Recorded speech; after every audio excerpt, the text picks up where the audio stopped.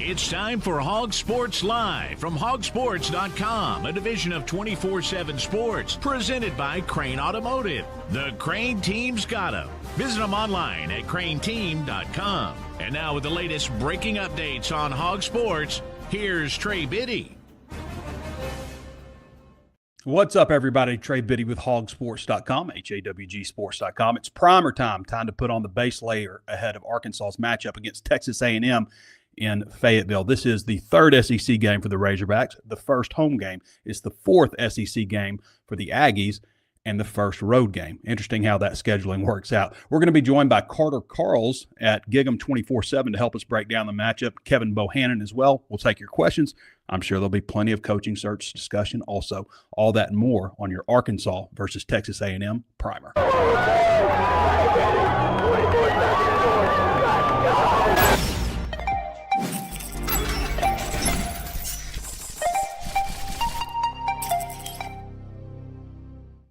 The Crain Automotive Team has 16 locations across our state and is home to the Crain commitment. You'll find Ford, Chevy, Buick, GMC, Hyundai, Kia, Volkswagen, and access to thousands of pre-owned vehicles. Vehicles for every lifestyle and every budget. Even if you're not in the market for a vehicle, the Crain Team Service Centers offer the latest in vehicle diagnostic technology and certified technicians to take care of your vehicle and get you back on the road. Check them out at crainteam.com. HawgSports Live is driven by the Crain Automotive Team. You've done it. Now you're the Crain Cash Champ. You just won big with the Crain team. Go ahead, soak it up. How could you not feel like a winner?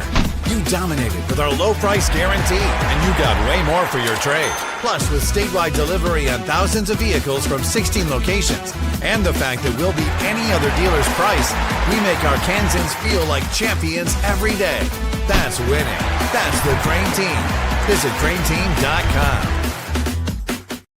5,663 vehicles available. Go check them out at crainteam.com. And I don't know, it's always fun to peruse vehicles, see what's out there. Arkansas and Texas A&M releasing injury reports. Arkansas is going to be without Quintavious Scandard again. Obviously, Monte Harrison, wide receiver, is out for the year. Wide receiver Ismail Cece is out for the year. Wide receiver Jalen Brown out for the year. Running back A.J. Green out, undisclosed.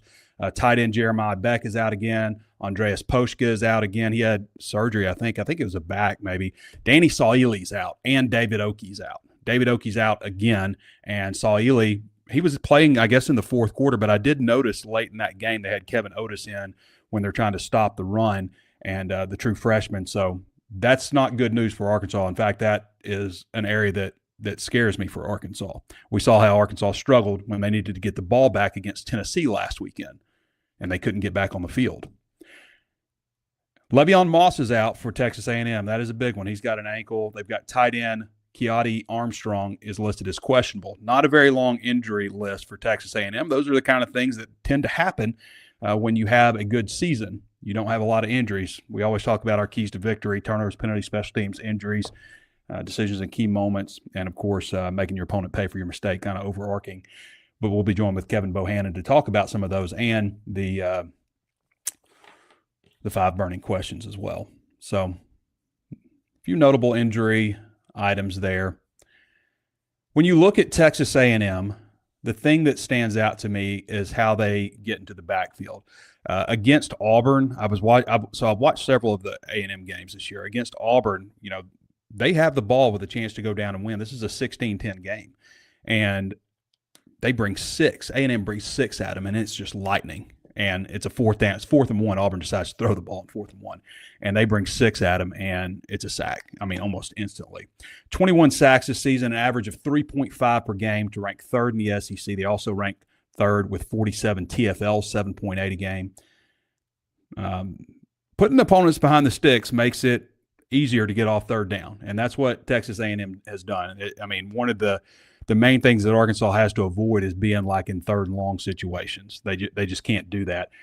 A&M has allowed just 16 3rd down conversions the entire year, 16 of 77. That's 20.8%.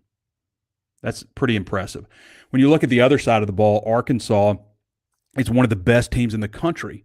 Texas A&M is the best defense in the country, at getting off the field on third down. Arkansas is the third best offense in the country at staying on the field on third down. Arkansas is 40 of 70, 57.1%. I talked about this in one of the cuts I did, but 87.5% of the time, I think I said 86.5, but it's 87.5% of the time when Arkansas reaches the red zone, they score a touchdown. Second nationally. Arkansas has to stop fumbling the football. Mistakes are a big reason that Arkansas is in the situation that they are in at 2-4 and 0-2 in the SEC, and capitalizing on mistakes is a big reason that Texas A&M is in the situation that they're in right now. You look at some of their games, like they could have easily lost a lot of the games that they played this season. Easily. Poorly managed games, poor decisions. I mean, those are poorly managed games, and making bad decisions in game by coaches is a big reason that Texas A&M has struggled the way they have. Arkansas just keeps like shooting themselves in the foot. That's one reason I'm probably going to end up picking. We'll see how I talk myself into this, but at the end of this, I think it's a reason I'll be picking Texas A&M to win probably a close game, just like it usually is in this series. That's going to be interesting to see. Does the trend continue of Arkansas and Texas A&M playing close games? Or does the trend continue of Arkansas getting its doors blown off at home by Power 4 or equivalent teams continue? Does Bobby Petrino shake all that up? It's about game management. So much of it is. And I'm going to go over some of that stuff here in just a little bit. But when you look at what Arkansas has to stop for Texas A&M, Mario Craver, this is a Mississippi State transfer, wide receiver, 5'9", 165 pounds, only had 2 catches in a 34-17 win over Florida last weekend, but one I think was on the first drive, and it went for 67 yards, kind of a tone setter. 32 catches for 634 yards with 4 touchdowns this season. So he's one to watch. And then Casey Concepcion, who's the transfer from NC State. Those are their 2 top wide receiver targets. Of course, we saw Marcel Reed last year, the A&M quarterback, 6'1", 185. Very good mobility. Doesn't do a great job getting the ball, throwing deep balls, although he had that big 67-yarder to Craver early in the Florida game, but doesn't do a great job in that regard, but can really improvise, just has kind of a knack, just kind of has a thing about him, Some guys have it, some guys don't, and he seems to have that. He was 11 of 22 for 163 yards in that game with 2 touchdowns. He ran 10 times for 13 yards, but one of them was a score. Excuse me. Wrong game. Arkansas last year, Marcel Reed went 11 of 22 for 163 yards, 2 touchdowns, 10 times for 13 yards on the ground and a score. 21-17 win in Arlington. He's completed 102 of 170 attempts this season. That's 60% for 1,490 yards, 12 touchdowns, and 4 interceptions. As we mentioned, Le'Veon Moss is going to be out. Reuben Owens, who's a former 5-star recruit who I believe had an injury last season, played as a true freshman, had an injury last season, only played in 2 games, redshirted, so he's a redshirt sophomore this year. 5'11", 215. He has 56 carries for 327 yards. It's a 5.8 average with a touchdown this season. So some of the weapons to watch for. Defensively, Texas A&M is pretty strong. I mean, they do a great job at getting to the quarterback. That's kind of their deal, right? They do a great job getting to the quarterback and getting off the field on third down. Like, you look at numbers for Texas A&M on both offense and defense, like the major category numbers, like total offense, rushing offense, passing offense, scoring offense, same thing on defense, all those categories. They're right there just in the middle of the pack, not exceptional in any category and not bad in any category, just like upper middle, like 8, 7, 6, somewhere around there in just about every single category. I do think it's notable, again, in the SEC, it matters playing on the road. And Texas A&M, another team that's had a really favorable schedule in terms of, obviously they played some tough opponents. I don't mean that, but in terms of getting those home games. We talk about Missouri so often, how many home games. Missouri will be playing their first road game of the season this weekend. First of the season. And Texas A&M playing their first SEC road game, and it's their 4th one. That kind of stuff matters. I think it matters more than ever nowadays with so many new players on your team. Having so many new faces on your team and not that long-term bond and not that idea of what it means to be a Razorback and all that kind of stuff. I just think it's easier for teams to let go of the rope when things don't go well early. That's why I think it's important to have a really favorable opening schedule. Blakeman's Fine Jewelry is proud to be the official jeweler of the Arkansas Razorbacks and are thrilled to support the team, and that includes providing beautifully crafted pieces for the U of A homecoming court. Built on tradition since 1987, Blakeman's has been Northwest Arkansas's trusted destination for exceptional jewelry and personalized service. Visit them at their brand new location, 3202 Pinnacle Hills Parkway, Rogers, Arkansas, 72758. Blakeman's Fine Jewelry, where Arkansas gets engaged. I love being able to support companies like Blakeman's. We've taken out the interspersed YouTube ads and replaced them with local companies and really strong brands like Blakeman's. And I know, lucky to know a lot of people that work at Blakeman's and just good people. I mean, Ben Blakeman's one of the best dudes I know. And so just know that when you're shopping at Blakeman's that you're going to be shopping with good people that I endorse. So just want to make sure I say that. Proud to be affiliated with Blakeman's Fine Jewelry. Okay. Texas A&M schedules, we talked about. These are the 4 home games they played in SEC play.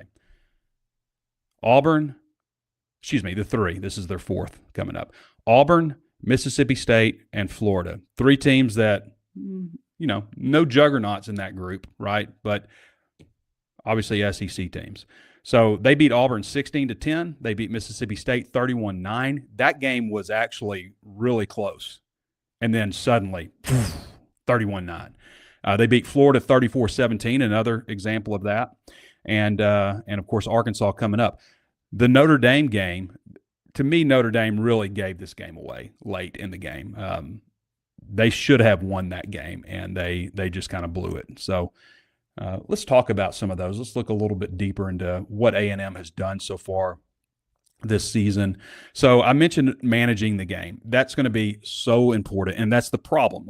Right, Arkansas does just enough not to win games so often.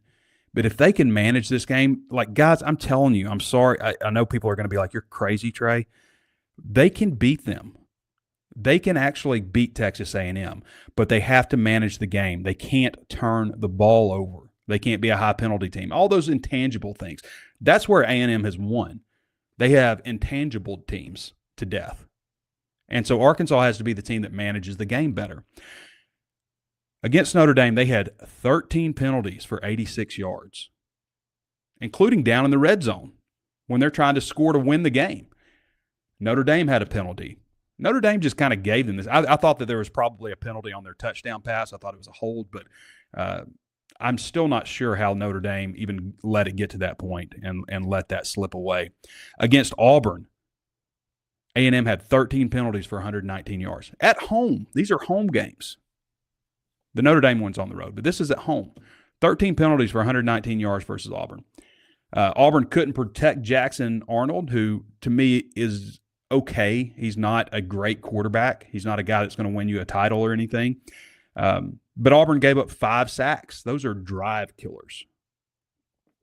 Auburn had 10 penalties, so this was a highly penalized game. A&M was outscored in this game 7-3 in the second half, and it's a 16-10 final against Auburn. And you got to credit A&M for those last 2 drives. They stopped Auburn. Auburn tried to pass, as I mentioned, on 4th and 1. A&M brought 6 defenders, and it was just instant sack, game over. Against Mississippi State is a team that's not very good at stopping sacks. But there was also some poor management in that game also, some poor decisions. There was a couple of awful turnovers. It was 3-0 early. A&M did not score in this game. Again, guys, this game was what, 31-9? Was that the final Mississippi State game? A&M did not score in this game until 1:51 to play before the half. It was 3-0 before that for Mississippi State. It was 14-3 in this game. 14-3 with a little over 11 minutes to go. Mississippi State was just careless. They had a couple of – now one, Shapen's trying to throw the ball and it's hit, goes in the air, it's intercepted. And then later in the fourth quarter, after Texas A&M had went up like 21-3 or something, they just give it like the run. I think it was the running back gets hit and the ball just squirts out right into Texas A&M's hands. back the other way. Suddenly it's 31-9 in an instant. Like, it felt like it was just like that. Florida, as you might expect, poorly managed this game. This was a 7-point game with a ton of time left. Florida went for it, which I thought was stupid, at midfield on 4th and 6, and they didn't get it, and the entire complexion of the game changed. I've said this kind of stuff several times about field goals, and people say, yeah, you got to be aggressive and all that, and people are going to have different opinions. I mean, it would be crazy if everybody had the same opinion on whether to kick or go for it. Arkansas did earlier in the game on 4th and 4, I think, against Tennessee, kicked a field goal. I think it ended up being like a 28-yarder. It was a short field goal, but they ended up kicking the field goal and taking the points. It's rarely going to be an awful decision if you choose to kick the field goal, unless, it's missed. I can understand that. And it's different for me. Like, if it's 4th and really short, then okay, maybe we're having a conversation. But it can end up being a colossal mistake to go for it instead of kicking the field goal. It can end up being maybe a little bit of a mistake if you kick the field goal. But that's just kind of my opinion on it. And in that game, Arkansas is down, what? Were they down 3 or were they down 7 at that point? I can't remember. I think they were down 3, I think, and decided not to kick the field goal, decided to go for it. But we're in the third quarter here. That's not, to me, the time to try to win the football game. That's the time, like, we want to get to the fourth quarter. That's what we're always talking about. Let's get to the fourth quarter, have a chance to win the game on the road. So that, to me, is not the time to kick a field goal. Or, excuse me, not the time to go for it. My opinion. Okay. So, coaching search stuff. I've been looking at Alex Golish a little bit lately. His wife is from Greenwood, Arkansas. They've got a big game against North Texas and Eric Morris, who I think is another candidate. Let me bring up the coaching search hot board real quick while we're waiting for our guys. We're going to have Carter Karels on here in just a little bit with Gig'em 24/7. Carter does a good job over there. Okay. I want to look at Golish for a second because they are, 5-1, and Eric Morris, I think, is the same. Let's see what North Texas. Yeah, North Texas lost. Oh, excuse me. That's backwards. They already played that game. Sorry. They lost 63-36. Holy crap. 63-36. And North Texas got a really good team. Really good team. So, I mean, North Texas beat Washington State 59-10 earlier this year. And South Florida beat them 63-36. There is a lot of people talking about Alex Golish. He was born in Moscow. Wears his wedding ring on his right finger. That's a Russian thing. But he was born there, moved to the United States as a child. But yeah, South Florida is 5-1 now. Their only loss is to Miami. They were beaten soundly by Miami, 49-12 at Miami. But I think there's a lot of intrigue there. I mean, let's see. Let's look at him real quick. Let's take a little deeper dive. Still a lot of talk about Rhett Lashley. Dan Mullen has said that he's not interested. He said he'll be the coach at UNLV next year. That is what you say, guys. Like, that is just what you have to say as a coach. I mean, part of it too, like, you could say, well, I'm just not going to discuss other jobs. But, I think shutting it down, especially when you've got a team that is, what are they, 6-0 at UNLV right now? You got a team that's 6-0. That's what you say. So Alex Golish, who is going to end up somewhere else, I think, whether it's Arkansas or Auburn, or if Auburn opens, who knows? Who knows what happens at LSU? Who knows what happens at, like, anywhere, South Carolina even. I mean, things can happen. There's still plenty of times for teams to tank, and it seems a very popular year for coach firings. Florida is another one. South Florida beat Florida. I'm sure there's a lot of intrigue with Alex Golish for Florida also. But so he was offensive coordinator at Tennessee. We kind of like been previewing a guy on every show here lately. He was offensive coordinator at Tennessee from 21 to 22 under Josh Heupel, so he's got that background. You know he's an offensive guy. That includes an 11-2 season while he was there. Born in Moscow in the Soviet Union. He's 41 years old. So he was in the Soviet Union before moving to the United States. Went to college at Ohio State. Back-to-back 7-win seasons. Might not jump off the page, but they are, 5-1 right now. But they're only lost to Miami. And the previous 3 seasons before his arrival, they were pretty terrible. They were 4-29 before he arrived there. So that's definitely. I always think it's important. I mentioned like G.J. Kinney, who I don't know that he's going to end up being an Arkansas coach, but at Texas Texas State, like they were awful every year forever, and he had back-to-back 8-win seasons. It's not really like to jump off the page. You need to see a 9, 10, 11 or something like that, if you're a fan. So anyway, is he big enough right now? His buyout is $2.5 million. He's making $2.5 million. He would owe the school $2 million if he leaves for another job before December 31st, 2025. And Eric Morris, I know they just got the crap kicked out of him, but both these guys are young. When you go after a new coach, you tend to hire a guy who is the opposite of the guy that you hired before. These guys are young. You start talking about 41, 42 or so, that gets to be about, the age. I don't know who the youngest football coach in Arkansas history was. How old was Frank Broyles when he took over? That's a good question. I think Houston was 40 when he took over. But Eric Morris is 39, so he'd probably be, I guess he would be 40 if he was hired.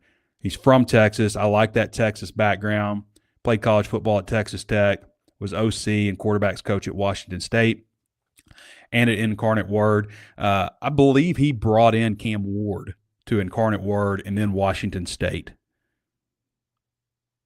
who then went to Miami. Like, apparently he's – and Mateer, who's now at Oklahoma. Like, he – obviously knows how to evaluate quarterbacks, and these guys weren't like super highly recruited, I don't think. So obviously Cam Ward wasn't, I know, but I don't know if Mateer was either. But that's, a guy that can evaluate quarterbacks. That's what a large part of this game is. Bobby Petrino will tell you his goal is to get his quarterback to outplay the other team's quarterback, however that looks. That's the number one goal. So I think Eric Morris is an intriguing candidate also. So just looking at a couple of guys. We're going to go ahead and bring in Carter now. Let's see. First, we're going to talk about our friends over at Ozarks Go, of course. If you're looking for fast, reliable, consistent internet, Ozarks Go is the one to pick. 479-684-4900. When you reach out to them, you're going to find somebody local on the other end of the phone because it is a local company. Or you can reach out at ozarksgo.net/hawg, HAWG. Find out if they're available in your area, but think north of the tunnel, northwest Arkansas, parts of Oklahoma. I always say this, and I'm going to say it again. My router has never been unplugged. We're on 4.5 years now with Ozarks Go. It has worked consistently for years. So, Trey Biddy stamp of approval. Carter Karels, how's it going, man? Good, Trey. Good to see you, man. Thanks for having me on. It's good to have you on. I guess we talked last year, right, leading up to this game, and obviously it was another close one out of the last. Since if you go back and look, Texas A&M has won 12 of the last 13 games in this meeting. This used to be a series dominated by Arkansas, like pretty significantly. Now it's only separated by 6 games.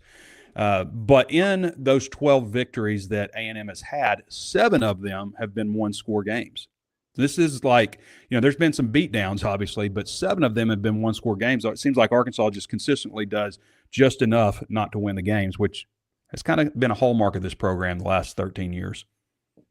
Yeah, it almost seemed like there was a juju curse on Arkansas at AT&T Stadium. Like, it just seemed like even if it seemed like Arkansas was going to win, there'd be somehow, some way A&M would pull out the game. I'm always reminded of that KJ Jefferson play where he reaches out to the goal line and from like the 3-yard line. It just kind of sums up that series at AT&T Stadium. So maybe it'll change with it going home and home. And I talked about this with you in your Q&A. this is a game that should be played on college campuses, and so it'll be fun to experience Fayetteville and next year for Arkansas fans to experience College Station. So cool. KJ actually jumped from the 7-yard line. We keep moving it farther back to explain the ridiculousness of that decision. It's like the fish keeps getting bigger, you know. So I wanted to go over just kind of we're not going to stray too far from this, but we talked about the Texas A&M injury report earlier in the show, so I don't want to go over that too much. But just in your opinion, how big of a loss is Le'Veon Moss in this game? It's big, but it's not as big as it was last year for this team. Last year when he went down, they didn't have Reuben Owens to kind of be that next man up, and you saw a big drop off in their play. This time they've got Reuben Owens, who is now a year removed from his Liz Frank injury. And he's been playing pretty good football. Ran for almost 150 yards against Mississippi State when Le'Veon Moss was in and out of the game.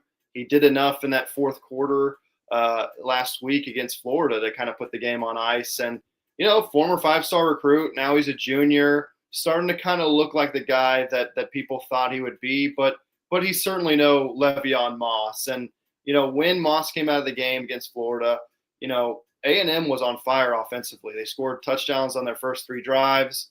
You saw a noticeable drop-off there for a bit. Now, I still think with this offensive line playing as well as they are, with the backs that you have behind Moss, including Reuben Owens, I think they'll be fine. But, yeah, it is room for concern. Short yardage could be a little more troublesome. And what Moss did so well was, fighting for extra yards, gaining yards after contact.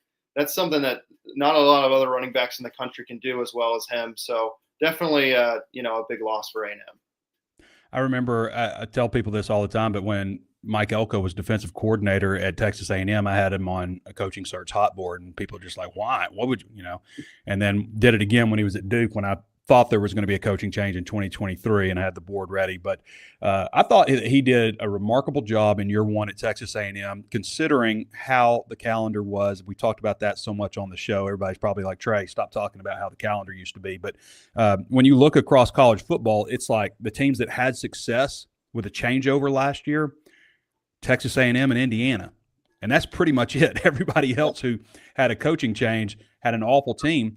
And they started off really strong, kind of tanked there at the end. But I'm curious your thought, and that's why I always say don't judge a coach by year one. But what, in your opinion, is the biggest change for Texas A&M under Mike Elko in year two?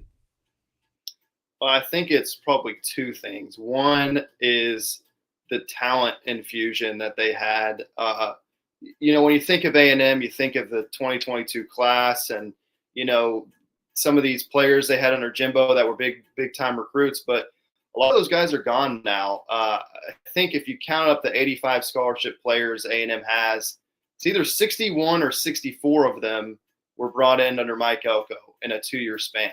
So almost every contributor, almost every scholarship player, a good chunk of them were brought in by Elko, either through the last 2 recruiting classes or through the transfer portal. And, they did a really good job evaluating guys. I think of, Armaje Reed-Adams from Kansas was a guy who was, decent at Kansas, but comes over to A&M, and now he's kind of solidified himself as a draft pick. Mario Craver, a guy who was pretty good at Mississippi State as a true freshman, probably didn't set the world on fire and was on a pretty bad team. And then he comes over to A&M, and my goodness, the start that he's had. Will Lee, Kansas State, was decent, but then he turns into a second-team All-SEC player last year. So they did a great job with evaluating. I got to mention Scooby Williams too, because he was not good at Florida. Then he comes over to A&M and puts together a pretty good season. So they found diamonds in the rough. They got big-time guys like Casey Concepcion. So that's part of it. The second part is just kind of the cultural change, because it got really bad there under Jimbo Fisher with, off-season distractions, players getting into trouble, transfer portal. There were so many guys entering, and they weren't doing enough to replace those guys through the portal. They really didn't even use the portal at all under Jimbo for the most part. And then just, like a bad strength and conditioning program. They've changed a lot of those things. And I think maybe one of the good signs about the culture of this team is, they brought back every assistant coach from last season. They brought back most of their key contributors, a lot of guys that, could have gone to the draft, like Trey Zune and Will Lee. And every single player on their roster was on the team January or earlier. So they didn't bring in anyone in the spring, and they had that full off season where they could practice together, gel together.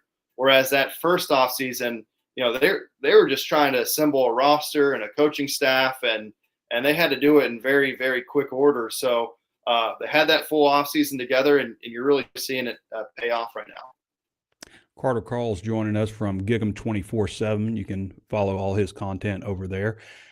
So Texas A&M doesn't give up a lot of sacks or TFLs. Maybe part of that's due to having a dual threat quarterback, but they also haven't been very good on third downs on offense, which doesn't really add up most of the time. They're 13th in the SEC on third down conversions on offense.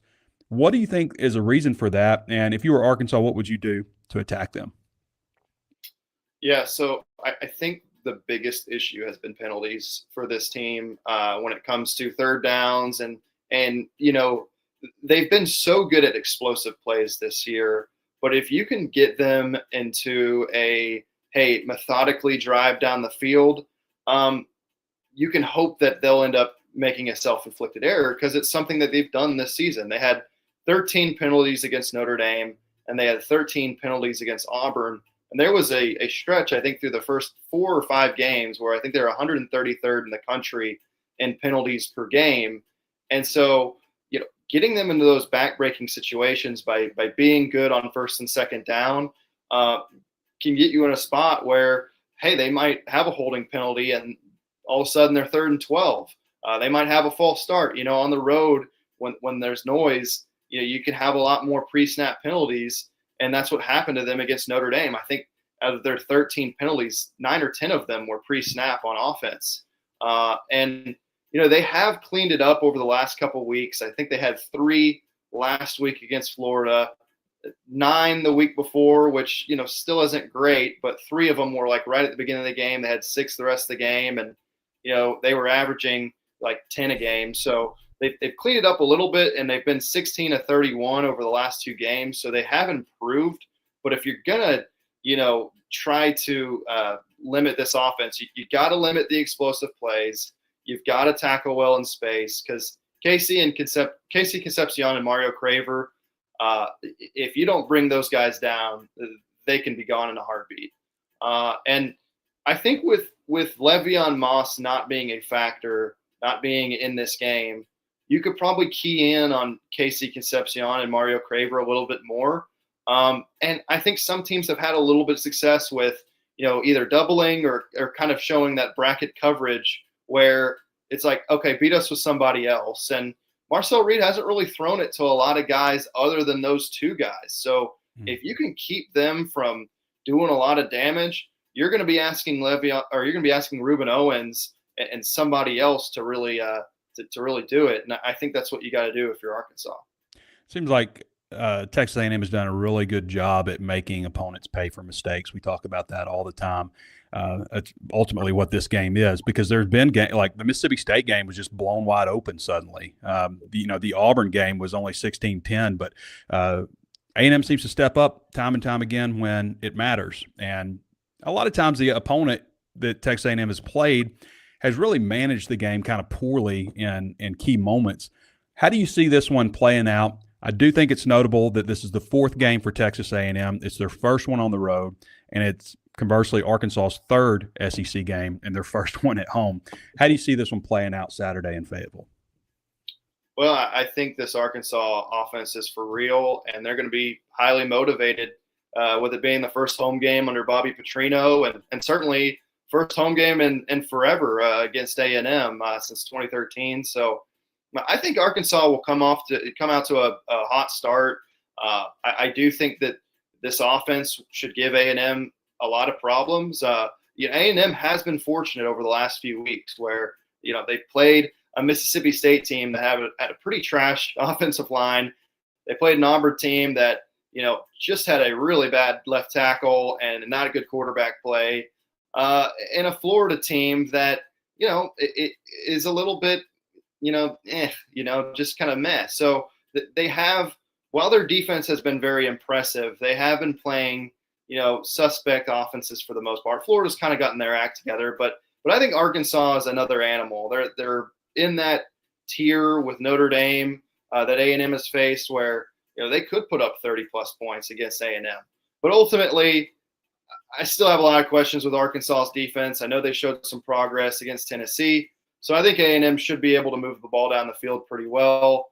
I think guys like Concepcion and Craver should have big games. And so I got 41-27 A&M. So should be some fireworks, I think, this Saturday. And I think Arkansas starts hot, but like A&M has done this season, I think they'll finish the game strong and ultimately come out with the win. All right, Carter Karels joining us from Gig'em 24/7. You making the game? I know you like the game in Arlington because it's in Dallas. You got family there, but are you going to make it to Fayetteville? I will. I'm ready. I'm hoping the weather is okay though, because I've always heard about how beautiful it is up there, and hopefully it's not a yucky game. So last I'd looked, it was rain on Sunday, but it would be very Arkansas to complain about this game being in Dallas for years and then blow it in Fayetteville and play terrible, and for it to rain in a rare home game. Let's see. We've got a 10-day. No, we're calling for rain. 80% chance of storms, of course. Yep. I hadn't looked at it in a while. Last time it said on Sunday. So, of course that would be the case. Carter. All right. Appreciate you, brother. Awesome. Thanks for having me, Trey. All right, everybody. Carter Karels, Gig'em 24/7. I would like to tell you about our buddies over at Walker Brothers. Speaking of people that I know very well and endorse, I know the Coles extremely well. I used to be neighbors with one of them for a long time. Walker Brothers brings you the finest men's clothing from around the world, carefully selected to last, fit right, and help you look your best. From game day essentials to distinguished luxury wear, from a meticulously fitted suit to the perfectly faded pair of jeans, every piece in their collection is hand-selected for enduring quality and iconic style. Experience that undeniable confidence that comes with perfecting your personal style. Visit them at 577 Millsap Road, Suite number 6 in Fayetteville, or at their brand new location, 3503 South 55th Street, Suite 101 in Rogers. Not a lot of great places to get menswear, except for one, Walker Brothers. All right, let's bring in my guy, Kevin Bohannan, K-Bo. All right, Kevin. How's it going, man? Hey, going good, Trey. Get some football weather this weekend. Yeah, it is. I looked at it earlier this week, and I was like, okay, not till Sunday, but now we're getting an 80% chance. Of course. Yeah. I'm trying to see what it's saying right now as far as game time. Yep, right in the smack dab in the middle of it. We got a 40% chance starting at 8 a.m. Thunderstorms. Fantastic. Yeah. Good thing is hopefully maybe it speeds up a little bit and gets through, 2:30 kickoff. Maybe it's out of there. Maybe the bad stuff, the lightning and everything that would cause delays is. I would say, man, we would like a sloppy track as an underdog for Arkansas, but I don't know that that's the case in this one. We want to see Arkansas be able to manage the game offensively. So I don't know if that's a good thing. Yeah, I had that question posed to me this morning, and I said, look, Arkansas does not need to be one-dimensional. If anything, they need to have all the bullets in the gun at their disposal anytime against that A&M defense. So we always talk about the same thing, Kevin, because it rings true in every game. We can always pick out at least one or two or three of these keys to victory, and it ends up turning out penalties, turnovers, special teams, injuries, decision-making in key moments, and the overarching thing, making your opponent pay for your mistakes or pay for their mistakes. And Texas A&M, I think, has done a really good job this season at capitalize. They have been you might even say outplayed in games. But it seems like the opponent always does something to make a mistake, and Texas A&M's right there to make them pay for it. That's exactly right. And, even though they haven't been too opportunistic on defense, it's a really good defense. And, 294 yards and only allowed a game. You only have 6 turnovers that you forced. It means you're doing a lot of good things right on the defensive side. And that's not surprising with Mike Elko. And with Marcel Reed, he's got the second worst completion percentage in the conference.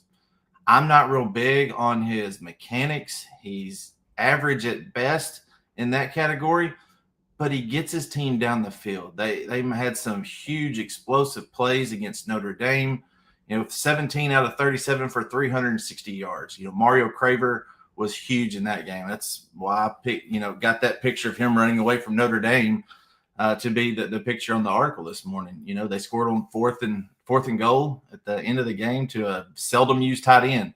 They just know how to win and know how to get the ball in the end zone and know how to keep you from getting in the end zone. So your first question, we always do 5 burning questions. Your first one is, can the offensive line protect Taylor Green? I think the offensive line has done a pretty good job blocking, 4 men when they bring a 4-man rush. They have had their moments where they've struggled against 5 or even 6. Not always, but enough. Luckily, they have Taylor, who's pretty mobile also. But Kevin, I think the offensive line, I don't think enough people are talking about how much better the offensive line has been. They're not perfect. They're not exceptional, but they are dramatically better. They were such an eyesore last year and the year before that. I just think that they aren't really getting their due for how much better they're doing, both run blocking and pass blocking. Again, not perfect, but a lot better. I agree 100%, Trey. And, Tennessee had 5 sacks last week, and some of that may be on Taylor Green. I think Arkansas may keep maybe a Maddox Lassiter in the block, maybe a running back in the block this week, just to make sure Green can stay upright. So it's a full unit on the offensive side but the offensive line is at the center of that. And the question is really kind of goes into the fact of, okay, can Bobby Petrino recruit when you talk about him being the permanent head coach? Well, he put together this offense. He went out and got Taylor Green. He upgraded the offensive line. I know a lot goes into that, but he has made this offense better, and it always starts up front. Look, Tennessee had the best front 4 that Arkansas had seen all season. They're going to get tested again this week. The front 7 for Texas A&M is really good. Cassius Howe, I think, is a first-round draft pick in next year's NFL draft. And you got Torian York, Damian Sanford. They do a really good job of flying around, especially with those defensive linemen able to clog up double teams and allows those linebackers to play free. So that's the biggest thing this week is, how does Arkansas pick up that extra blitzer, and do they game plan for that so they can maybe use the fullback a little bit more this week, keep the tight end in, which keeps in a receiver. You don't have as many eligible receivers. It'll be interesting to see what Bobby Petrino does on Saturday. Yeah, and Arkansas, your second one, would quickly go over that, but Arkansas's got to hold on to the football. Yeah. I mean, you have to put that in the story, but we have pounded that so much because when you look at everything that Arkansas does offensively in most games, they do easily enough to win games. They score touchdowns in the red zone. They are extremely proficient at staying on the field on third downs. Third down, yeah. But they turn the ball over, and you can't do that. Let's flip it over to defense real quick, because I went back and watched parts of the game again this morning from Tennessee, and I just felt like the effort was so much better from the defense. I wonder up front if, without having Danny Sauli, they're just so thin. We'll probably see a lot more Justice Boone inside this week. If they can stop the run game when it matters, which is probably why Arkansas needs to get out to an early lead in this one, and doesn't need to be a team that's chasing, because that could be a problem for them. But do you think the defense can show improvement again in front of the home crowd this time? Yeah, and that was a big thing. And it goes into decisions as well, which we'll talk about here in just a sec. Of, okay, win the toss, get the ball. You want to get out ahead of A&M this week. So, and I went back. I was just like you. I wanted to go back before I posed this question in the article of, how much better were they? Okay, yeah, they forced Tennessee to punt in the first half, but they did a good job of making Tennessee pay for the penalties that they had. I think Tennessee had 10 penalties. Arkansas didn't go third and Chavis and give up, huge play on third down, like they've done in the past. There are some lapses. Yeah, at the end of the game, you had freshmen on the defensive line because the D-line was so thin last week, and they will be again. They will be for the rest of the year, Trey. We know that. So, they got to still have better linebacker play. The gaps have to be the run fits have to be better. They have to continue to improve there. At one point last week, and I posed this the question in our group chat, was they looked like they lined up in a 3-4 last week. It really looked like a 3-4 where you had two outside linebackers out there. So they'll play around with the defensive front a little bit more this weekend. And I think that if they can get Marcel Reed off of his first read of Mario Craver and make him uncomfortable, the defense has a shot to maybe force a turnover or two. We've talked about this a lot too, but I mean, these are important things. Texas A&M is number one in the country at getting off the field on third down on defense. 20.8%, 16 to 77. That is a remarkable number. Arkansas is number 3 in the country at staying on the field on third down on offense. 57.1%, 40 of 70. That's also a remarkable number. Yeah, and who wins this battle? Yeah, this could be the battle that we're talking about on Saturday as to why one team or the other won the game.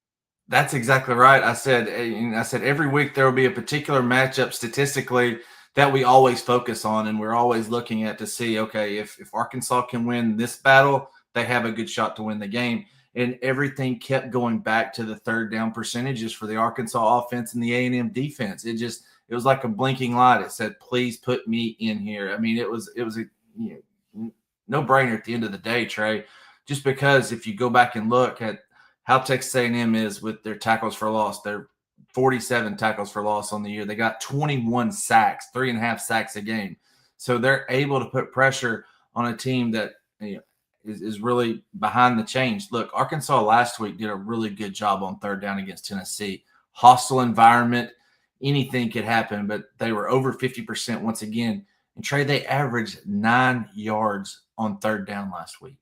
That was the thing that was amazing to me, is that they were averaging 9 yards every third down, and they were still over 50%. And Tennessee was very bad last week. So, and on the flip side, can Arkansas improve defensively? They're number 115, while A&M's third down offense is number 83. So if Arkansas can get better in that aspect as well, they will have a shot to at least be in the game at the end. I really think that they will have a shot. If they come motivated with energy and they play the game. Bobby Petrino talked about playing the game. And I think that means more than just like one play at a time, but actually managing and playing. Football is a game. It's a strategy game. They talk about it being a chess game and all that kind of stuff. All those things matter in football. It's not just lining up. It's when there are key moments. It's outmaneuvering your opponent. Petrino's always been great about doing things that they do not expect him to do. I think we go back to that 2008 LSU game where it's 4th and 1, Arkansas, and we're seconds left, and Arkansas has to convert that, and they throw deep into the end zone and win the game. Like Crawford, nobody would expect that. We have talked about this a lot too. Arkansas's struggles at home. On the road, they have not lost a game. They've won some on the road, but they have not lost a game by more than 7 points since October 8th, 2022. With their starting quarterback on the road, they have not lost by more than a touchdown on the road since October 2nd, 2021. At home, they have struggled plenty of times. I mean, we go back to that Tennessee game is the last time that, again, Tennessee was also number 4 nationally. Yeah. Nobody really gave them a chance. Texas A&M's number 4 nationally this time. But that is the last time that Arkansas played a really good home game against a notable opponent. They have lost by double digits in every single home game against a notable opponent since then. Can Arkansas find the home field advantage? And, Kevin, let's get you out with a score prediction. Yeah, that's the biggest thing is, look, this is Bobby Petrino's first time on the sideline since 2011. November, they beat Tennessee 49-7 in that game. So that was, real big. Yeah, it was asked of him in the teleconference on Wednesday, but he kind of deflected. He said, I've been working on the game plan, and he said, I knew I was forgetting something. So I know it's going to be in the back of his mind that, look, he's on the sideline. I think the energy in the stadium is going to be a little bit better. Rain may have something to do with it, but at the end of the day, I think the home crowd comes out for Arkansas on Saturday, gives them a chance. I just don't think it's enough. I think this Texas A&M team is the best team Arkansas has played to this point. A&M pulls it out 38-27. 38-27, he says. Yep. I wrote my score down somewhere, and I can't find where I wrote it down. Here, where did I put it? I might have closed that tab out. I'll have to come back with my score prediction, but I'm going something like, what'd you say? 38-27. I think I said 31-27 maybe, but I've got Arkansas covering but losing the game. Yeah. It was interesting that the spread at 7. Is it gone down any? I know last week it went. Yeah, it was at 9. It was at 9 like yesterday or the day before. Yeah, and it now started it's at 7.5. So yeah, I saw it. It's at 7 the last I looked. So I guess that's what we'll have for our predictions. All right, K-Bo. Appreciate you, brother. All right, everybody. That's Kevin Bohannan. Follow him at K-Bo Baseball Guru. Got it, Kevin. On X, and read all of his content at HawgSports. Does a great job for us at HawgSports.com. Okay. Should we do some picks? Let's say it's time for some picks now. Arkansas's favorite sports stars explain what they like most about Bet Saracen. Bet Saracen is not only Arkansas's top sports betting app, it's also the 13th largest in the nation. Darren McFadden, and there's a serious plow horse. No wonder Jerry liked him. Check out this Bet Saracen promo. Place $5 or more parlays, and if yours rank among the top winning odds, score your share of $50,000. All right, Bet Saracen, Arkansas's #1 sports betting app. Go check them out. And if you want to put a little bit of money down this weekend on some of these games, it's time for the wager wagon. We are 18-11-1 overall through 6 weeks of football. We're 4-1. 4-2. That was week 6. Week 7 through 7 weeks of football. We are 20-13-2 overall now. We're 4-2 picking hog games. Everybody likes Vanderbilt. Everybody's picking Vanderbilt in this one. I was even watching Josh Pate the other day, and he was like, well, I was going to pick LSU. He even had the graphic ready, but I changed my mind as I'm talking. I'm picking Vanderbilt. It's like, what do we expect? Vanderbilt just to keep winning and winning and winning all the way to the college football playoff? Or is it more likely that like a team like LSU does that? That's kind of where I am. I'm going with LSU in this one. I want to pick Vanderbilt with all my heart. They're like everybody's adopted team. It's hard not to pull for Vanderbilt. I think Diego Pavia is a better quarterback than Garrett Nussmeier, but I think LSU's defense is better. Vanderbilt has a high number of takeaways. I don't know. I just keep coming back to that, like they're just going to march their way to the college football playoff. I just think it's more likely that LSU does with that defense, and LSU has A&M and Alabama coming up next also. So I'm going to take, that's like, we're going to say that they have a good chance of losing 3 here in a row. I'm going to take LSU at +2.5, the underdogs on the road at Vanderbilt, a ranked underdog. Tennessee at Alabama. I'm taking Alabama at -8 as the home team. Game's in Tuscaloosa. I just think that there's a chance Alabama explodes. I don't know, something about my gut here is that Alabama explodes in this one. Returning home from a battle at Missouri. I think Ty Simpson's playing good, really good.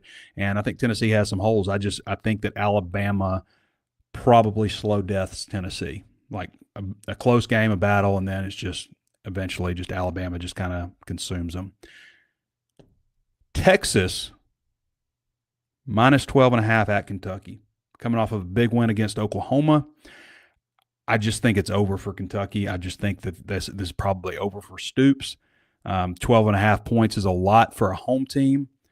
And I know that it's a big emotional game, so you could say that there's a letdown, but I kind of think that the way Texas has been playing, that that was maybe the game that just kind of takes them up a notch.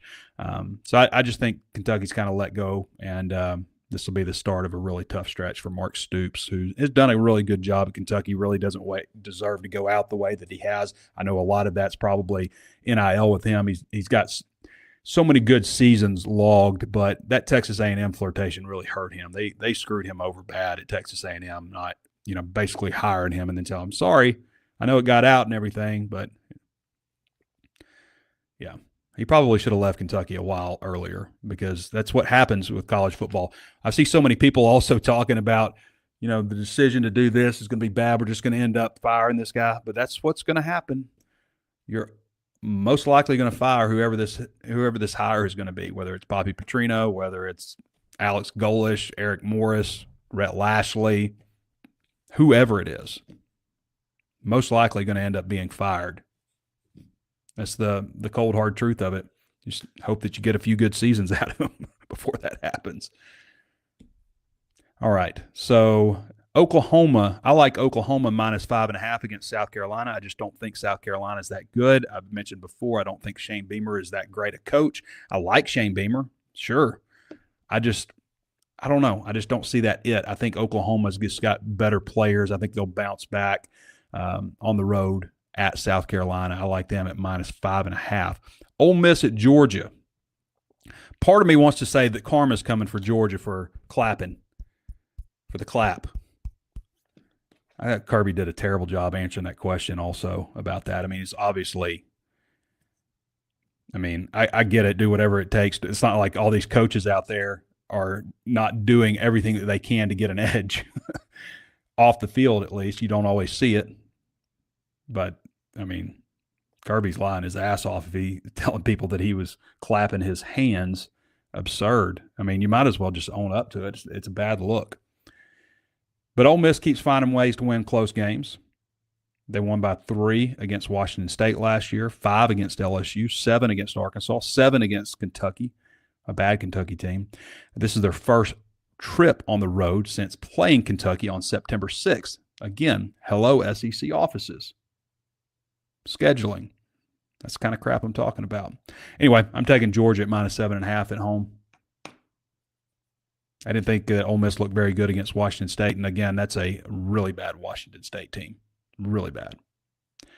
Texas A&M, Arkansas. Arkansas is currently plus 7. I think Arkansas can beat them.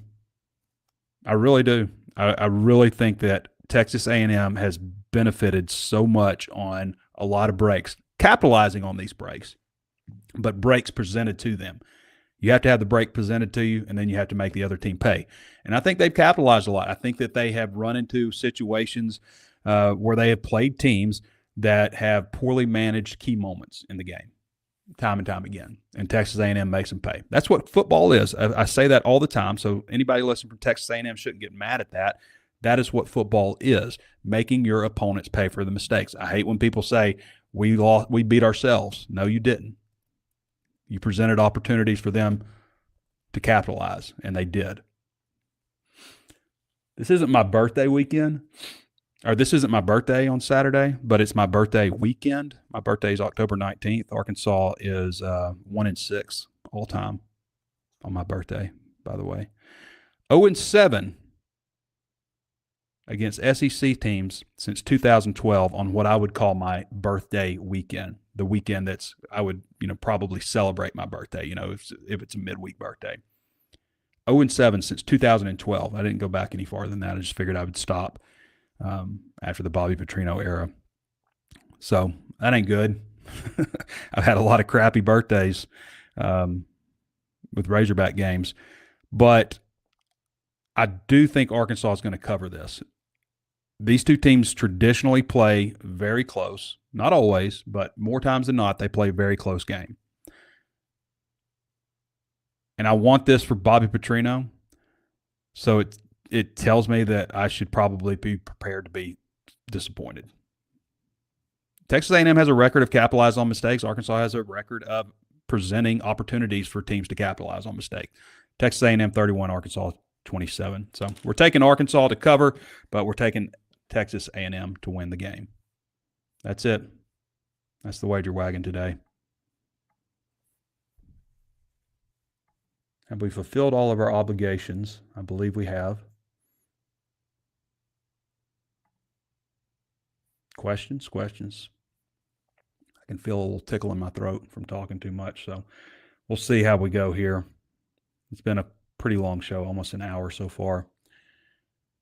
Hogboy 1987 with a two-part question. We've heard whoever the next coach is will be well-funded. In your opinion, what does that mean?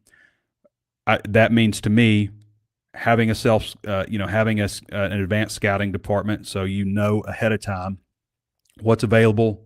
Basically scouting every player out there. Having an advanced scouting department, more resources to your support staff, paying your support staff a lot better. Arkansas, I think, is worse in the SEC in support staff money. I don't know what Vanderbilt's is because they're a private school. Paying your head coach, middle salary, $8.5–9 million. That's right in the middle of the pack. Sam Pittman was making what, 6.5 or something, and even bad coaches are getting middle of the pack money at least. So that's part of it too, and having the NIL funds available to build a competitive roster.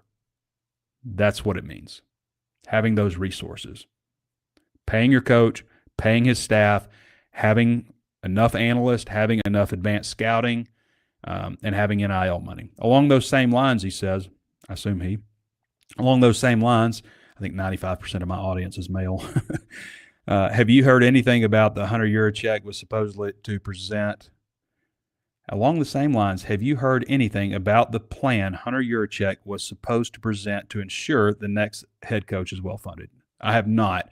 I did see Hunter at the Tennessee game on the field. He was walking over by the player area, shook my hand, said hello. That was about it. But I doubt he's going to have any more comment. We're not going to talk to Hunter Yurachek again until the day they announce this coach. And I don't know if he'll take questions or not. I think he did when John Calipari was announced, but we're not going to talk to Hunter Yurachek again. The only time we talk to Hunter Yurachek in press conference settings is when a coach is fired and when a coach is hired, and that's it. Here we go with the names. Hogwild816 says T. Dinger. How does an interim head coach contract work?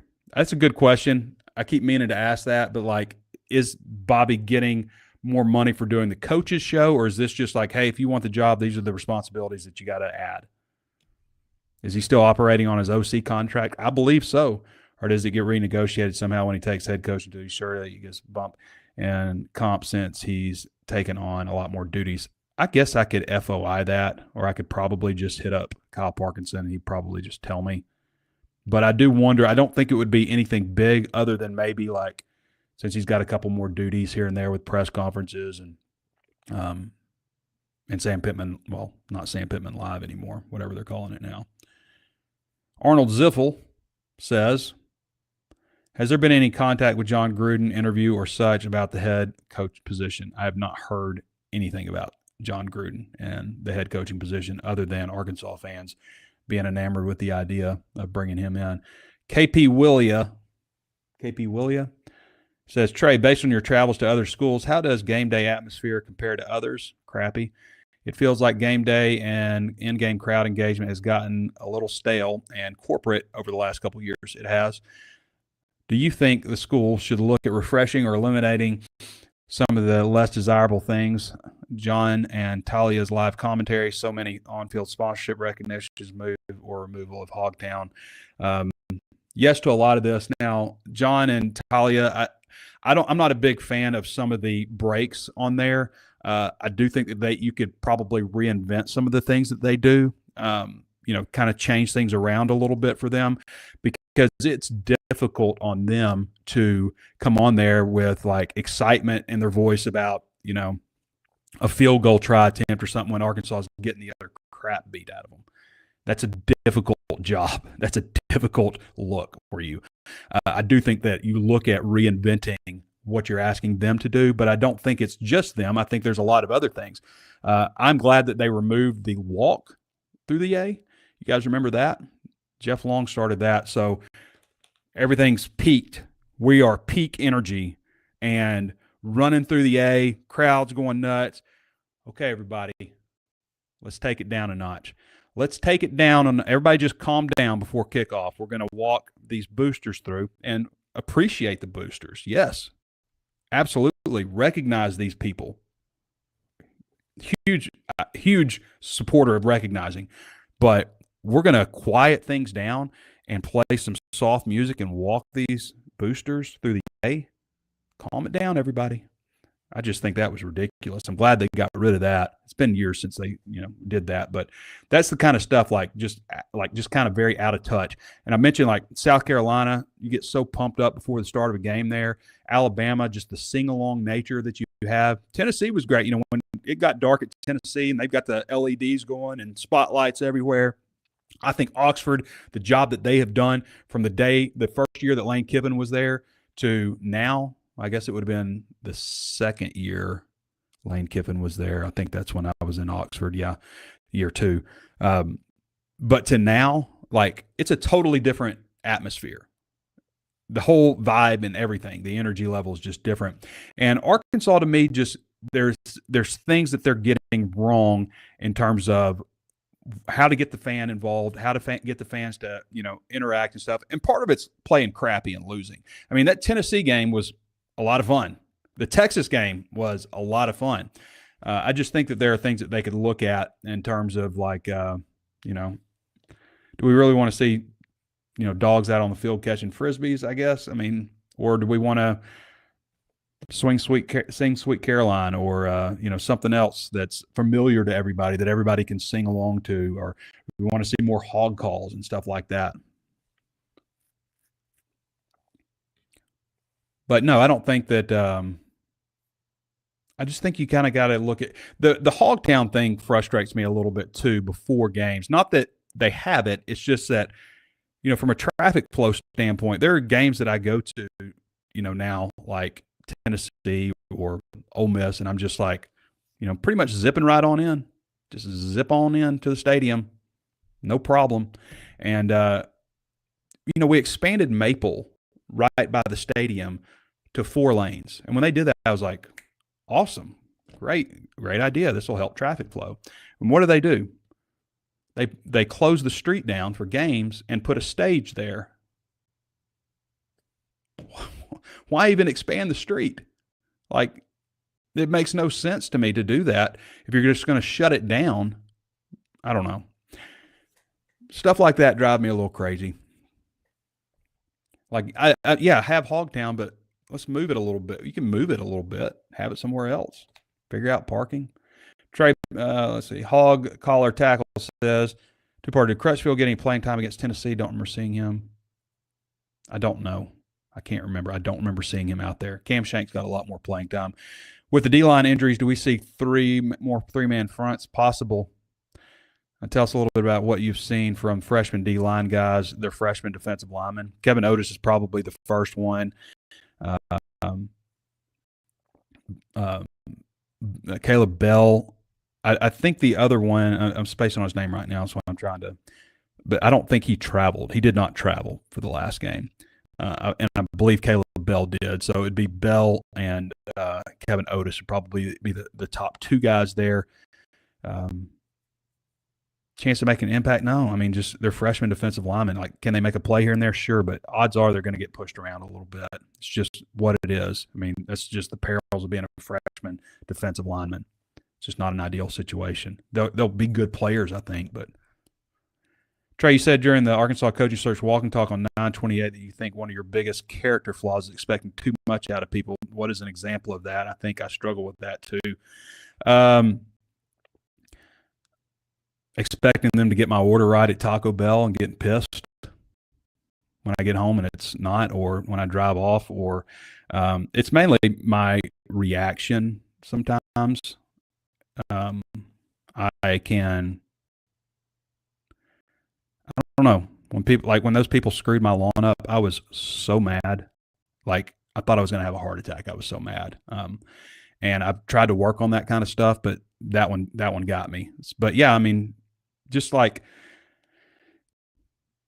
I don't know, a lot of things. I need to do better at that in my reaction. Not that the problem is having those opinions and having those expectations for people. But maybe I should expect, the idiot kid working behind Taco Bell really doesn't give a damn about, too much. But every job that you have is a preparation for the next job. Pat Gazzola at Catfish Hole used to tell his staff that all the time. Catfish Hole it's always been, well ran, but especially when Pat was there, it was just the service was elite. That was one of the reasons I think it started off being so successful at Catfish Hole, because there were rovers, waitresses and waiters, rovers coming around to give you more hush puppies or more, asked if you needed anything in addition to your waiter. And he would tell everybody who worked there, he would say, you know what, this is a pass-through job. It's not the job you're going to have the rest of your life, but it's going to set the standard for every job that you have moving forward, how you approach this job. I thought that was a great message from Pat, and that's why his restaurant was successful. Rest in peace, Pat Gazzola. Hog Freaking Wild said, so who will step up on the D-line with the injuries we will see, Otis or Reginald or Caleb James?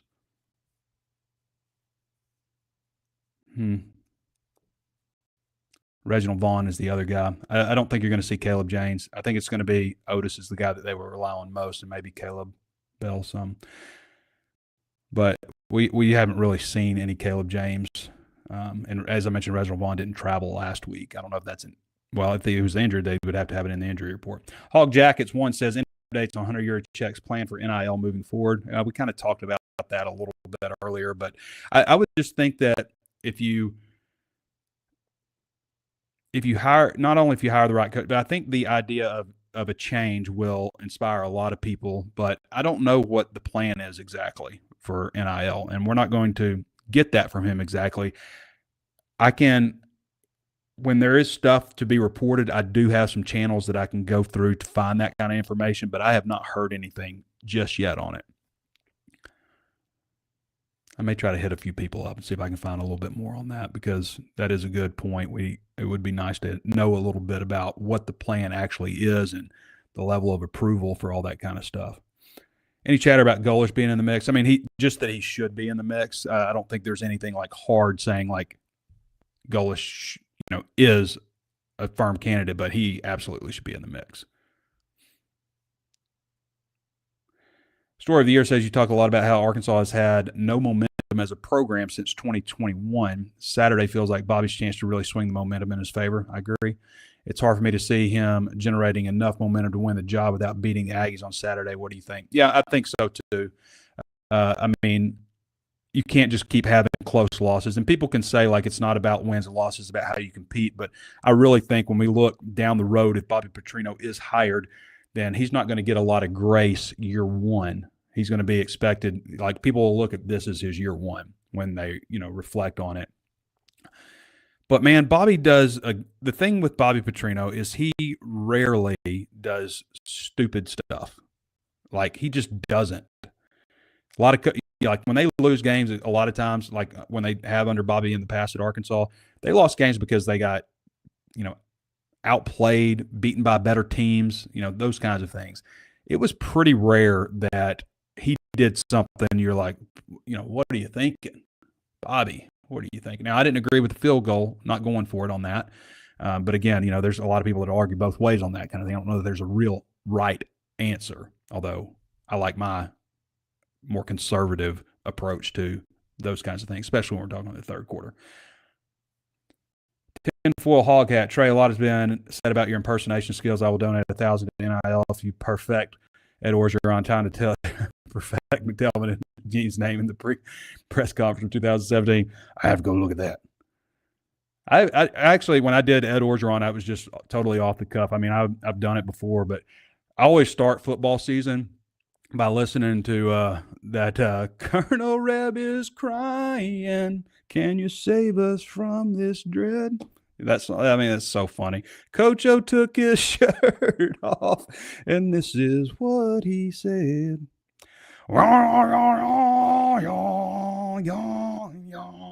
Football. Such a funny song. I mean, every football season I have to listen to that in the preseason, right leading up to game week. That to me makes it football season, that song. Chad Razorback says, do we need to start benching players that fumble the ball? They did. I mean, they put Braylon on the bench for an extended time after he fumbled. Can you bench Taylon Green? I don't know if you can do that. What is the change to stop losing games because of the fumble? Stop fumbling. I mean, you get better at what you practice. So more of an emphasis on not fumbling the ball. Teams that fumble the ball lose games. Teams that turn the ball over on the road lose games. It doesn't matter what else you do. Like, if you're going to be a high turnover team, you're going to have a crappy record. You just are in this league. T-Bone. I love that T-Bone. Let's say Bobby wins 3 or 4 games and Arkansas ends up hiring him. What would that contract look like in terms of length and salary? Is it as simple as using the money saved on his contract for NIL? I think, you're relying on boosters to pay a significant part of this contract. The University of Arkansas technically can only pay a state employee $500,000. The rest of it is donated through the Razorback Foundation. So, to the boosters that would otherwise donate this money to the Razorback Foundation, you divert. You say, hey, let's maybe get some of this money into NIL. I do think that while Bobby, you want to pay him a good competitive salary, maybe $9 million isn't the salary that you pay. Maybe you're able to save some of that. And I've heard things like Rhett Lashley, hey, the money there, $9 million to bring Rhett Lashley to Fayetteville. So it's there. It just has to be like, talked, massaged, maneuvered, that kind of stuff. Any update on Hunter is staying or going? There's been a lot of chatter about that. Some people say he's not going to be. Some people say he is. Some people say he's support. Some people say there's a coup coming. Some people say he wants other jobs, which, I think has been true. Some people say he wants a job at the SEC office. A lot of that. Pittsburgh Squealer says T-Sizzle over under 5 fumbles for the Razorbacks with rain in the forecast. I'll take the under, but man, I hate that it's going to rain. I really looked at that last time I saw Sunday. I thought we were all clear.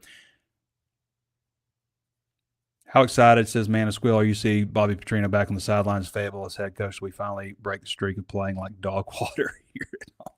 Dog water. The last time Arkansas played at home with Bobby Petrino as the head coach in Fayetteville was in November of 2011, and they beat Tennessee 49-7. So there are some good memories from back then. So, yeah, I will – yeah, even when I asked Bobby Petrino about that on Monday, he was just like, man, I hadn't really even thought about that. And I was like, I'll have to give it some thought. And I was like, I'll ask you again Wednesday. And he's like, okay, get back to me Wednesday. Well, Jackson Fuller remembered to ask, and he got the question in before me, and he asked him, but he's like, I forgot I was supposed to think about that. But I think it'll be cool to have him back on the sideline. I'm not saying like this is the reason that he should be the head coach because of what we remember what he did years ago. He has to be the best head coach candidate that Arkansas can get right now. And there's a possibility that it falls that way, like because there are a lot of openings. But the thing, again, with Bobby Petrino, is he an elite recruiter? No. Does his teams have issues on defense? Yeah, they have. Does he know how to evaluate and coach quarterbacks? Without question. Does he know how to win games in key moments? Does he know how to do the opposite of what the opponent is coming at him with? Yeah, he does that a lot. He knows how to manage a game. He doesn't make foolish mistakes. And that's what this has to be about. Like, you got to hire a coach that knows how to win games.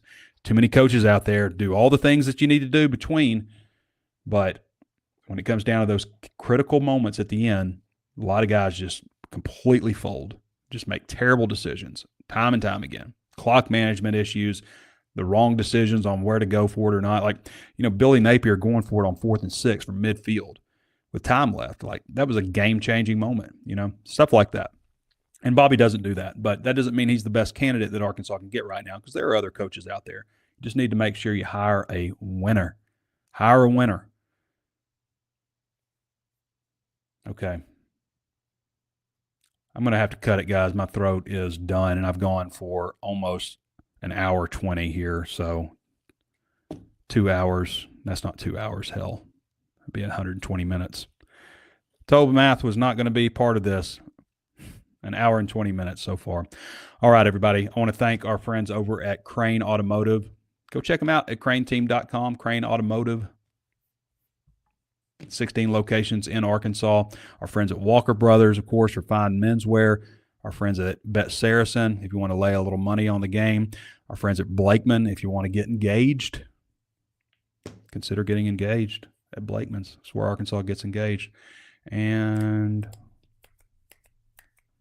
I'm leaving anybody out. Next time I talk to you guys, it'll be Saturday from Razorback Stadium, walking to my car as part of the walk and talk. Hopefully it'll be something fun. Hopefully it'll be a great walk and talk. Hopefully it'll be one where I walk with my chest out, maybe a little Vince McMahon style, coming out the tunnel, Mr. McMahon style.